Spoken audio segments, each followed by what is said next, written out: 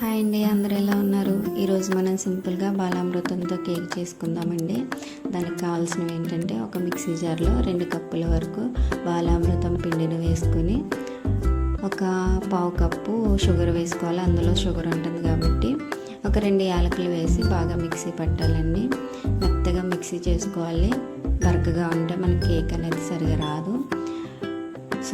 మెత్తగా పొడి చేసుకోవాలి.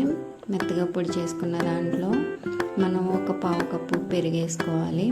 పెరుగు వేసుకున్న తర్వాత 1/2 table spoon baking powder, 1/2 table spoon baking soda, ఒక ఎగ్ వేసుకోవాలి. అలాగే ఒక టేబుల్ స్పూన్ వెనిలా ఎసెన్స్ కూడా వేసుకోవాలి. తర్వాత మనం కాచి చల్లార్చి పెట్టుకున్న 1/2 కప్పు పాలు తీసుకొని కొంచెం కొంచెం పోసుకుంటూ బాగా కలుపుకోవాలండి. కొంచెం కొంచెం పోసుకోవాలి, ఎందుకంటే ఒకసారి పోసేస్తే మనం సరిగ్గా చేయలేము కేకు. మనకు కావాల్సిన విధంగా ఒకే బ్యాటర్లో తిప్పుకోవాలండి, ఉండలు లేకుండా. మనకి మధ్యలో ఏవి తగలకుండా చూసుకోవాలి.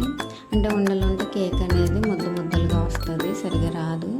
ఇట్లా ఏ విధంగా చేసుకోవాలి. తర్వాత దాన్ని పక్కన పెట్టుకుని ఒక కడాయిలో గీ పోసుకొని జీడిపప్పు, బాదం పప్పు ఫ్రై చేసుకోవాలి. ఫ్రై చేసుకున్న తర్వాత ఒక స్టీల్ గిన్నె తీసుకోవాలి. దానికి ఆయిల్ లేదా గీ అప్లై చేసుకొని గోధుమ పిండితో అట్లా చల్లుకోవాలండి. ఎందుకంటే పిండి అనేది మనకి అంటకుండా అడుగంటకుండా ఉంటుంది. అట్లా నేను జీడిపప్పు, బాదం పప్పు డెకరేషన్ చేసుకుని కుక్కర్ ప్రీ హీట్ అయిన తర్వాత నేను ఆ బౌల్ని కుక్కర్లో పెట్టానండి.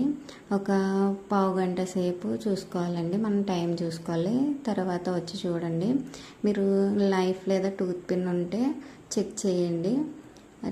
నేనైతే నైఫ్ పెట్టి చూసుకున్నాను, నాకైతే తడిగా ఉందండి. అందుకని మళ్ళీ మూత పెట్టేశాను. తర్వాత మా పాప కొంతసేపు ఆడుకుంది నాతోటి. తర్వాత మళ్ళీ ఒక 5 మినిట్స్ తర్వాత మీరు చూడండి, కేక్ అనేది ప్రిపేర్ అయిపోయి ఉంటుంది.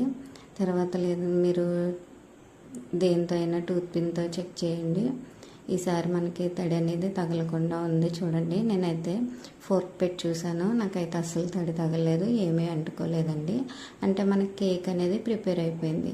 చూడండి, నేను తర్వాత బయటికి తీసాను, ఎంత ఫ్లఫీగా వచ్చిందో.